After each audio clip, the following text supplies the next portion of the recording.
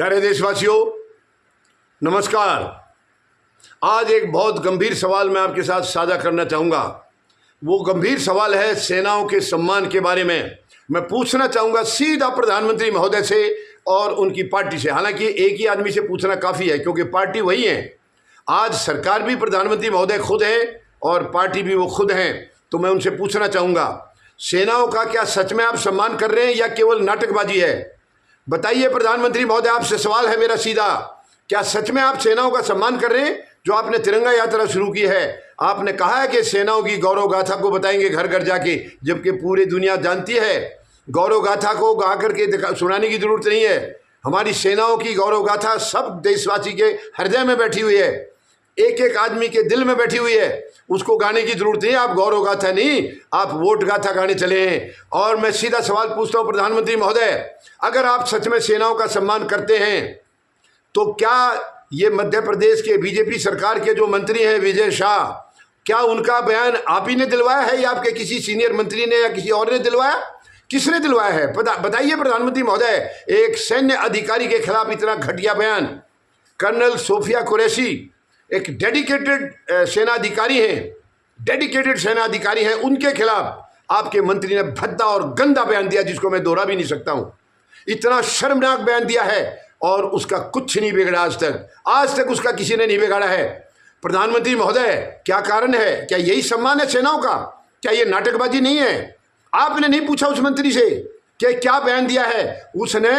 अब पूरा बयान तो मैं नहीं बोल पाऊंगा, मुझे भी शर्म आ रही है, लेकिन आतंकियों की, यानी जिन आतंकियों ने पहलगाम हमला किया था, हमारे 26 नागरिकों को मौत के घाट उतार दिया था, उनकी बहन बताया है, आतंकियों की बहन बताया सोफिया कुरैशी को, कर्नल सोफिया कुरैशी को। यही सम्मान है आपका सेना के लिए?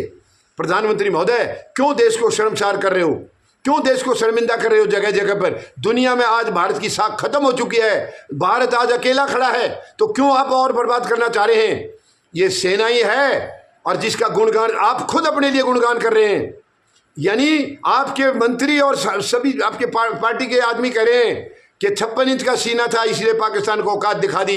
क्या 56 इंच का सीना वहां गया? मैं सीधा सवाल करता हूं आपसे, आप गए थे प्रधानमंत्री महोदय? क्या आप गए थे वहां पर अटैक करने के लिए? किसने किया था आतंकी ठिकानों पर अटैक? आपने किया, आपके मंत्रियों ने किया, आपकी पलटन ने किया? क्या किसने किया बताइए? आपकी जो बीजेपी की पलटन है, क्या वो गए थे? शर्मनाक बयान है ये। 56 इंच का क्रेडिट लेते हैं आप। आपके अंदर 56 इंच का सीने में दम होता तो ये अटैक होता नहीं है, पहलगाम हमला होता नहीं है। आपके अंदर अटैक, ये 56 इंच का सीना नहीं है प्रधानमंत्री महोदय, केवल नाटकबाजी है। अगर सीना होता तो कैसे औकात होगी?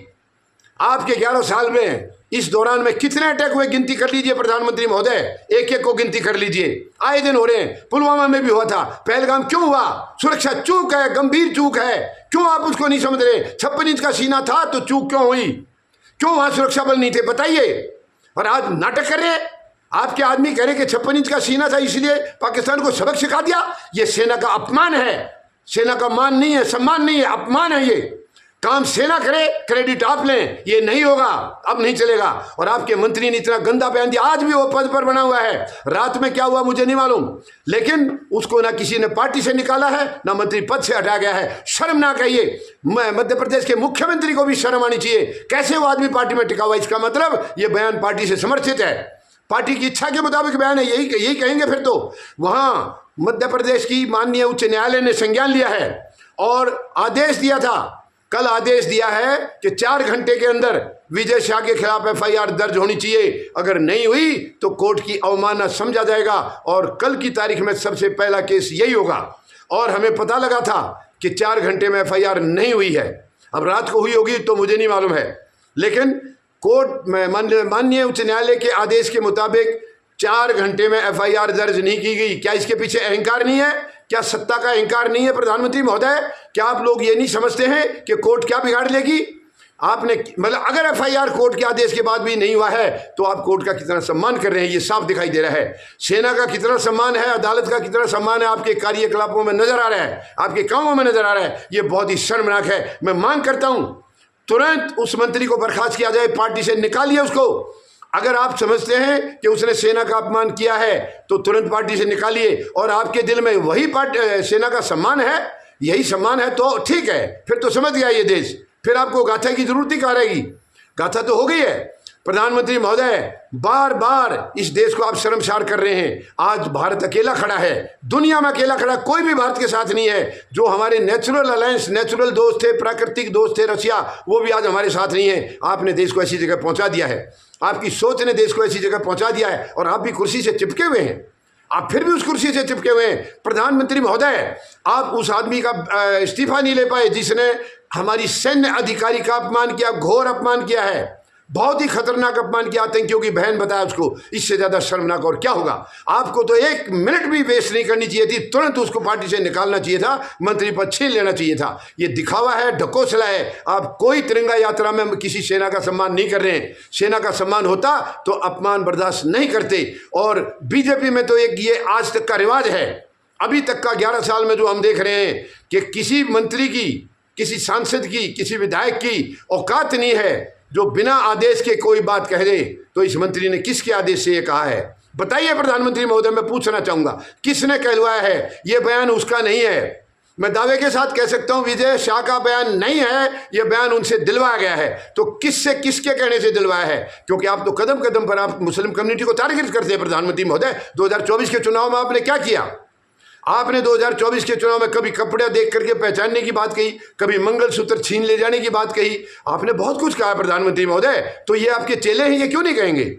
ये तो वही उसी बात को आगे बढ़ाएंगे जिसको आप चाहते हैं। तभी तो ये कह रहे हैं 56 इंच के सीने ने जो है पाकिस्तान को सबक सिखा दिया। 56 इंच का सीना अब कहाँ चला गया? अकेला खड़ा है भारत, अब कहाँ 56 इंच का सीना है?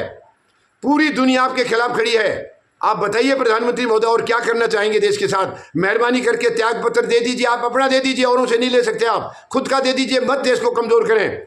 भारत को आपने बहुत कमजोर कर दिया। इतना लाचार भारत कभी नहीं हुआ था, कभी नहीं हुआ। किसी भी प्रधानमंत्री ने आगे अमेरिका के आगे कोई सर नहीं झुकाया था इससे पहले। आप पूरी तरह से नतमस्तक हैं, पूरी तरह से। एक दोस्त बस ट्रंप को दोस्त बता करके आपने बर्बाद कर दिया। आज ट्रंप ने पूरी दुनिया को इकट्ठा कर लिया, वो सबके साथ मिल रहा है और भारत को अलग थलग करके। अब कल भारत के साथ क्या होने वाला है उसकी हमें गंभीर चिंता हो रही है। कल भारत को आप किस मोड़ पर ले जाएंगे और आगे कहां तक लेकर जाएंगे, इसकी हमें चिंता हो रही है। क्योंकि भारत को चारों तरफ से घेरने की एक साजिश चल रही है।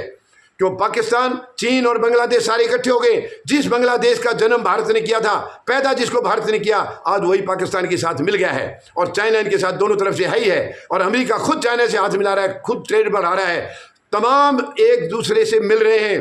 तुर्की हमारे से खिलाफ जा चुका है, ईरान भी हमारे खिलाफ खड़ा हो गया है। आप बताइए प्रधानमंत्री महोदय, क्या करने जा रहे हैं आप? कल देश खतरे में नजर आ रहा है और आप पद का त्याग पत्र नहीं करें। मेहरबानी करके पद छोड़ दीजिए। अगर आपको देश की जरा सी भी चिंता है तो पद का त्याग पत्र कर दीजिए। अगर आपको देश की फिक्र नहीं है तो आप अपने आप को आगे बढ़ा रहे हैं। अभी तक यही नजर आ रहा है। लेकिन अब भी एक आखिरी आपसे विनती करता हूं प्रधानमंत्री महोदय, मत देश को डुबाइए। भारत देश बहुत ही एक मजबूत देश रहा है, अपने आप के अंदर भारत का एक इतिहास रहा है, लेकिन आपने इसको बहुत कमजोर कर दिया, लाचार कर दिया। मेहरबानी करके तुरंत त्याग पत्र दे करके किसी और को सत्ता सौंप दीजिए। धन्यवाद। जय जवान, जय किसान, जय हिंद।